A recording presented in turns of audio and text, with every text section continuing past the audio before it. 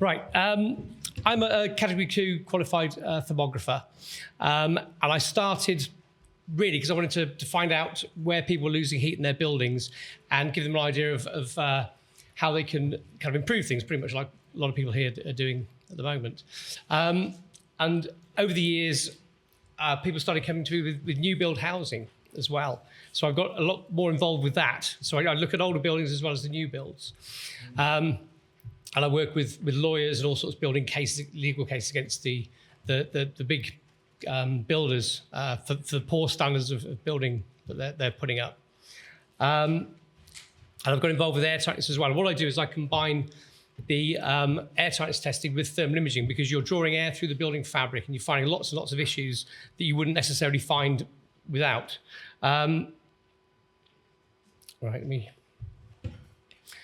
this is my air testing gear. Some of you may be familiar with this. I've only got a small fan. It's a duct blaster. Most people might be aware of like a blower door, which is about twice the size of that fan. So what you're basically doing is you're drawing air through from the building outside. You're measuring the airflow going through, which gives you an idea of what the air leakage is working out through the building fabric, any gaps and holes and things. What is airtightness? Well, there's a house. For airtightness purposes, you're basically looking at the occupied space only. So if you imagine that is, you turn that into a box. There you go. That's the box. That's the occupied space that you're going to be testing. And you're measuring the surface area all the way around. So like the roof, the floor, all the walls, all the way around. That surface area gives you your measurement. And the air test itself will tell you that that's how much leakage you've got. If you assume the whole of that is completely airtight and you just got that one little tiny hole there, that hole is spread out through the whole building. So trying to find where the leakage is really, key to the airtightness thing. Windows themselves, in the grand scheme of things, there's not an awful lot of air leakage through windows if they're pretty well sealed up. Right. And that's the measurement for your airtight. So meters cubed per hour per meter squared of surface area at 50 pascals. Who's responsible for airtightness? With the new builds, and it'll be different with the retrofit, but everybody's kind of responsible for all of this airtightness. So all the different trades, dry liners. Dry lining is an absolute nightmare when it comes to new builds. And I think on retrofits as well, if you're using dry lining there, if you're not sealing the dry lining, that can cause all kinds of problems. Plumbers, bricklayers, carpenters, electricians. So overall, all the trades are responsible for air tightness. And as your windows, so window fitters and anybody that does anything around the windows are responsible for air tightness on windows. Thermal imaging. This is that's the camera that I use. It's a fairly high spec camera because what I get involved with legal cases and things, they will pick up on anything that they can to try and discredit you. So if you've got you need a high spec camera, you have to get it calibrated every 12 months.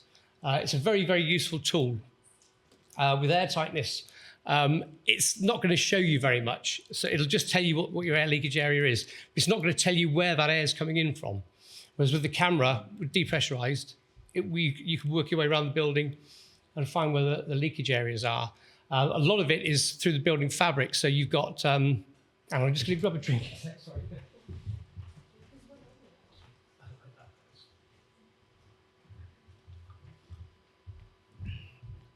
I don't often do presentations, so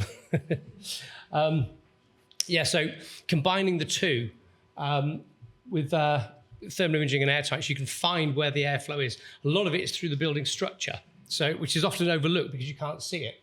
Now, there is a new system for airtight that we spoke about last night, which is a pulse system. And the pulse system will give you a number. So you kind of set your gear up, pulse, and it gives you what your air test is. Your test result is, but it won't tell you where that air leakage is. And you're not going to be able to find anything without putting a fan in. So there's a lot of debate about whether this pulse system is very good or not. I don't like it myself because I think it's so limited by what you can do. I'll give you a very quick test result and nothing more. Whereas with a fan, you can do smoke testing, you can use the thermal imaging, you can do all sorts of things with it to find where the air leakage is, even walking around with your hands feeling where there's air leakage, so you can find all those things. Windows and airtightness. When I survey a window, I'm not looking at just the window itself. I do get quite a few people come to me from time to time saying that they've had new windows fitted all the way around, the house is still freezing cold, they want to build a legal case against the builders or the window fitters because they don't think they've been put in properly.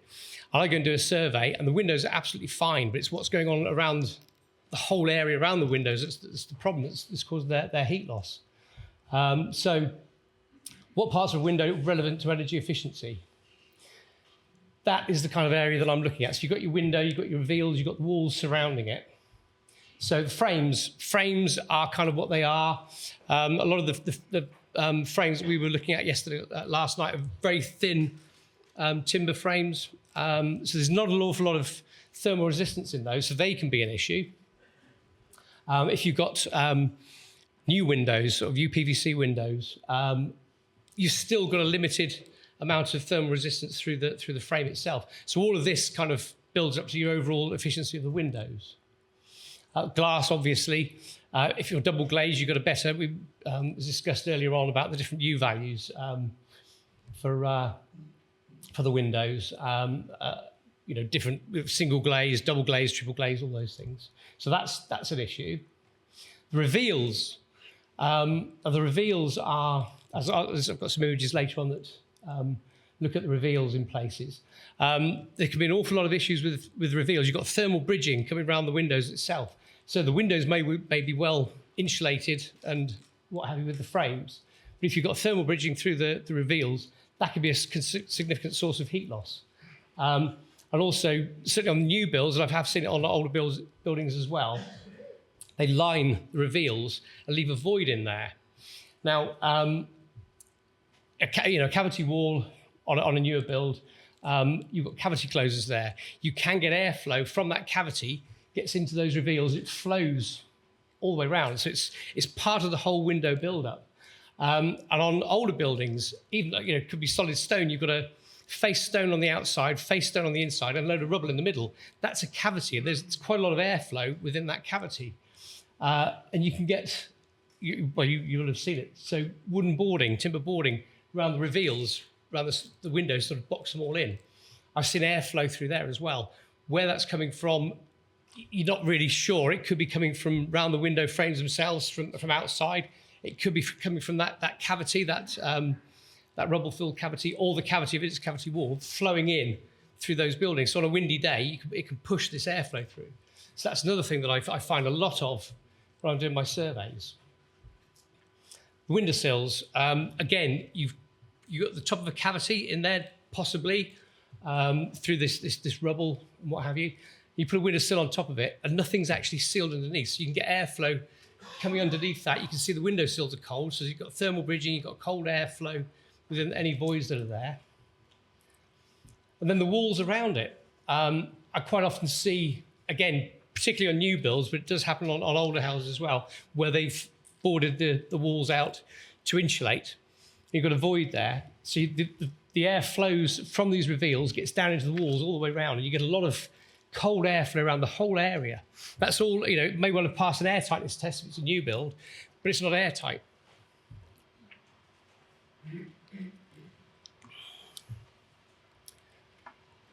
Right, this is an example.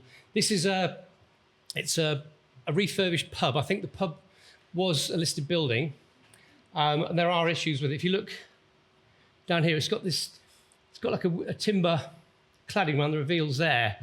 And there's some cold here that's getting into the sides. And this is what I was saying about that airflow within that cavity, that rubble. It's getting in behind that boxing there when I depressurize it. So you've got this airflow into the structure, which is knocking the temperature down quite considerably. But also around here, you've got some leaks around the window. I think these are replacement windows, but made to look fairly old. I think that's a trickle vent at the top there.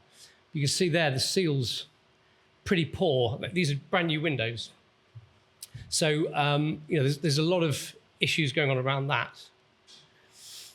This is the same building, and at the top of that window there, which is in the kitchen, there's a recess. Now, there's a lot of cold airflow within that recess. Is that coming from the top of the window?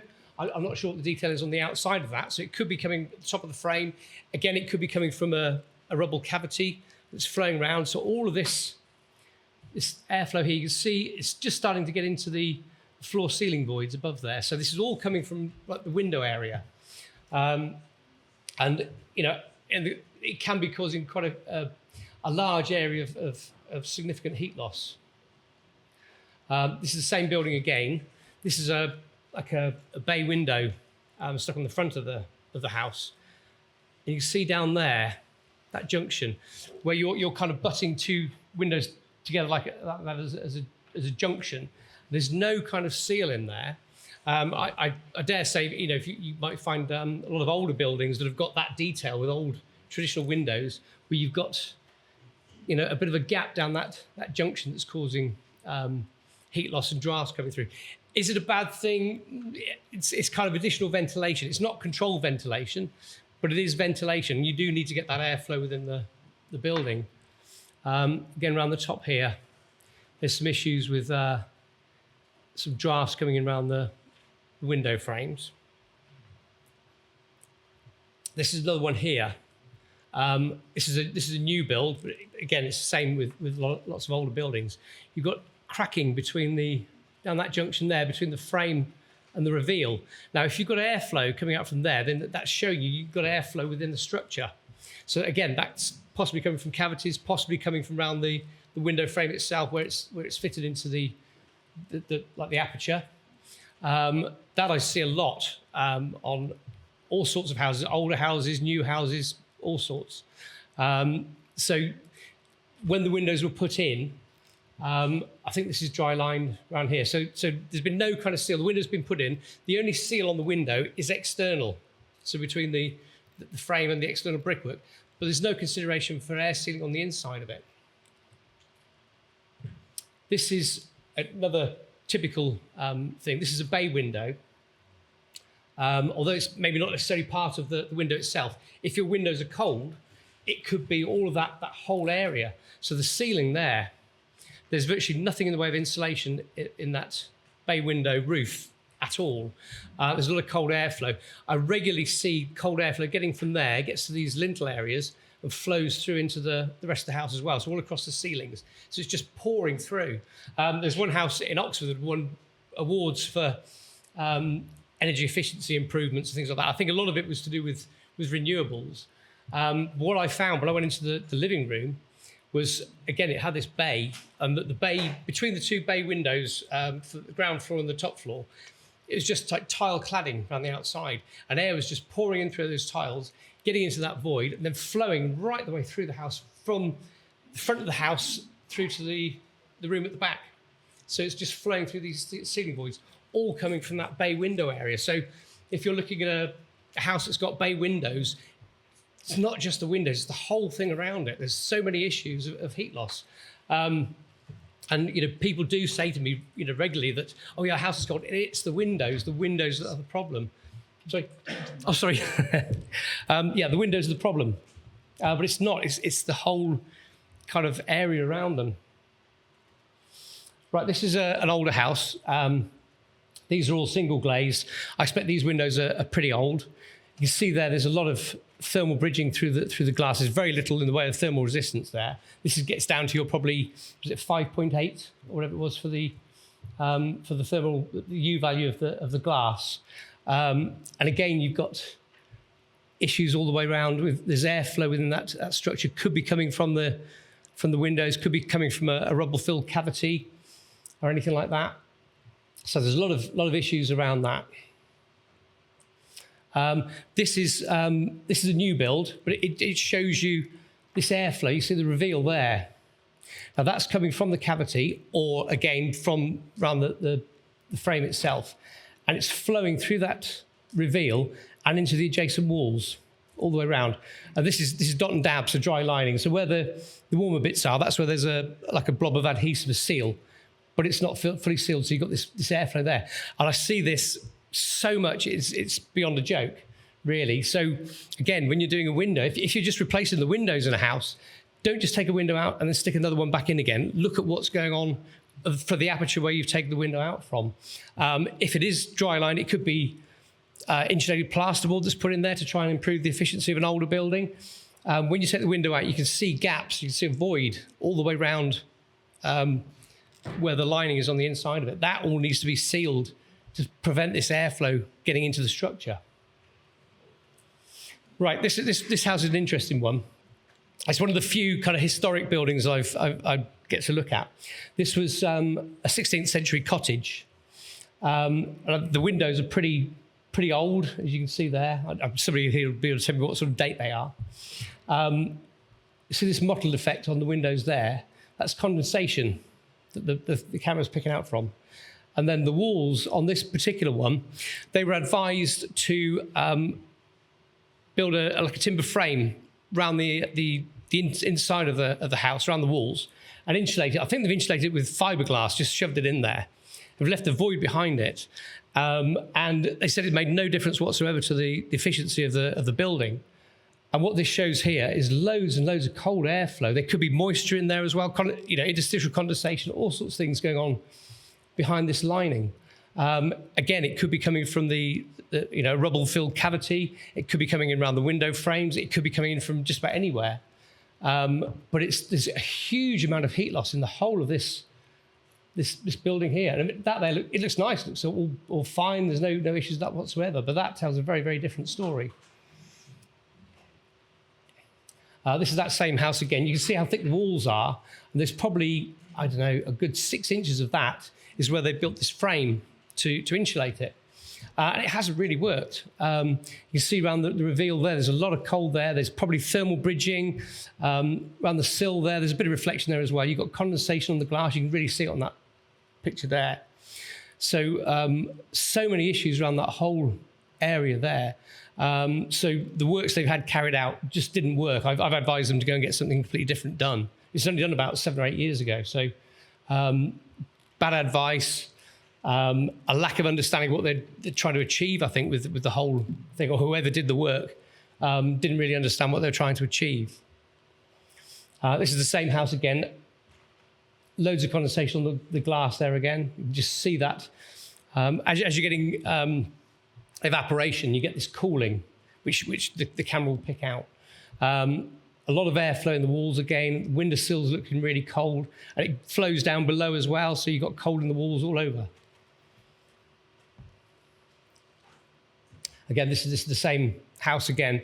I think this one was upstairs. It was an upstairs room, and I think, obviously, for structural wise, as you're getting higher up, the wall tends to thin out and becomes a much thinner wall. I think as there's not so much weight being held there, so the walls kind of slope through. But again, you've got the thermal bridging all the way around this thing here. Underneath the window, there's an area there which is showing us really cold there, which is some kind of panel. I presume it's like a little kind of timber frame or something that's been boxed in there. It could be, I don't know, it could be rendered on the outside and rendered on the inside with a timber frame inside it. So there's a huge area of cold. Again, these windows are old. I don't know how old they are.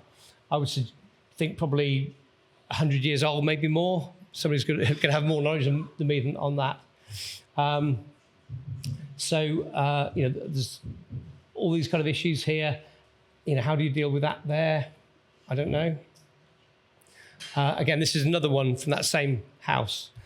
And there's a lot of thermal bridging through that there. This was an upstairs room as well, I think. But on this particular bit, the walls hadn't kind of sloped outwards. It was sort of straight up for whatever reason. Or maybe this had been lined as well in some of the rooms upstairs. But that there, again, is possibly moisture within the wall. It's possibly airflow within that structure as well. So all of this here is quite significant heat loss. Right, summary. That's probably been a bit quicker than I was thinking it was going to be. it's not just about the windows. Windows are a small part of it. But it's everything that goes on around it. So I don't focus on one thing. I try and look at the whole picture and try and get an idea of what's actually going on around the whole of the window area. The overall air tightness of the building. On an older building, you might expect, if you did a full air test on it, maybe a figure of 10 meters cubed per hour per meter squared of surface area. So it's going to be pretty leaky. The windows maybe account for perhaps 1 meter cubed per hour per meter squared, depending on how leaky the windows are. If it's a newer building, the amount of leakage is tiny, because even on those windows we saw where those drafts come in through the frame, it's a tiny little gap with a little bit of airflow through there. Because I'm depressurizing, it looks worse than it actually is. So there's not an awful lot of air leakage there. Your air tightness is going to be around the majority of the rest of the building itself. From the floors, can be from the roof. If you've got dry lining on the walls, it's pulling down from the roof behind the dry lining, coming into the skirtings, any number of different places. They love to put voids in buildings. A lot of these voids, around toilets, you've got your soil vent pipe or your soil pipe comes out into a boxing. That boxing's very often got gaps around it. So you've got airflow coming down within the soil pipe boxings and through wall penetrations. You've got, again, soil pipe going through the wall that hasn't been fully sealed around it. You've got this airflow coming in through all those areas. So all of these different things all add up to the overall air tightness of the building. So the windows themselves, it's probably very, very minimal, the amount of air leakage through them. So making the window areas airtight, secondary glazing will make a difference to the air tightness of the windows. So that's one thing. Changing the windows can make them more airtight as well. But all these other little gaps that we've seen, like the gaps between the frame and the reveals, all those areas are all areas of air leakage. The windowsills, if the windowsill's a bit leaky underneath it or whatever, all of those bits all add to the air tightness or lack of air tightness of the windows. Ventilation. Obviously, if you're making a building more airtight, you need to increase the ventilation, but you want controlled ventilation. You could argue that all this air leakage is ventilating the building, but you can't do anything with it. On a cold, windy day, you can't shut that off because it's there. It's just constant. So you need to get it as airtight as you can get it, and then put adequate ventilation there, so you've still got maintain this ventilation through, but in a controlled way. Secondary, I just mentioned about secondary glazing. And my services combine thermal imaging with air tightness testing. There's very few thermographers that actually use a fan to depressurize a building when they carry out their surveys. And I think from the reports that I've seen, they miss so many things. Most thermographers will be looking at a wall to see what the overall temperature variation is on that wall. And you might get a bit of thermal bridging, but the temperature, in the grand scheme of things, is fairly uniform, maybe a couple of degrees here and there. If you depressurize, you're basically simulating a windy day. So on a windy day, wind will just cut into a building if there's gaps and holes. And I can find all of those things with depressurizing and thermal imaging. Okay. Right, I've got 1 minute left. So that's basically me. And I work all over the country. I get called to all over the place, doing sort of air testing, thermal imaging, and all sorts of things. And that's me. Thank you.